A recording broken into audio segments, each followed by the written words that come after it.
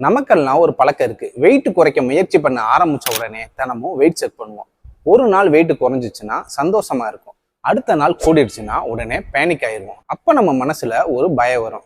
நான் ஏதாவது தப்பு பண்ணிட்டேன்னா கொழுப்பு கூடிருச்சேன்னு. ஆனா உண்மையில தினமும் வெயிட் மாறுறது சாதாரணம். அது ஒவ்வொரு தடவையும் கொழுப்பு கூடுதுன்னு அர்த்தம் இல்லை. அதுக்காக நீங்க ஏதாவது தப்பு பண்ணி இருக்கணும்னு அர்த்தமும் இல்லை. நம்ம உடலோட வெயிட்னா கொழுப்பு மட்டும் இல்லை, உடம்புல இருக்க தண்ணி, சாப்பாட்டோட அளவு, ஸ்ட்ரெஸ், தூக்கம், இப்படி ஒவ்வொரு விஷயமும் தினமும் மாறிக்கிட்டே இருக்கும். உதாரணமா ராத்திரி உப்பு அதிகமா இருக்க உணவு சாப்பிட்டாலும் சரியா தூங்கலைனாலும் உடம்பு கொஞ்சம் தண்ணியை தேக்கி வைக்கும். அப்போ மறுநாள் காலையில ஸ்கேல்ல 700 கிராம்ல இருந்து 1 கிலோ வரைக்கும் கூட அதிகமா காட்டலாம். ஆனா அது உண்மையான கொழுப்பு இல்லை. ஒரே நாள் வெயிட்டை பார்த்துட்டு கொழுப்பு கூடிருச்சுன்னு முடிவு பண்ண முடியாது. 2-3 வார பேட்டர்ன் தான் உண்மையான ப்ராக்ரஸ்.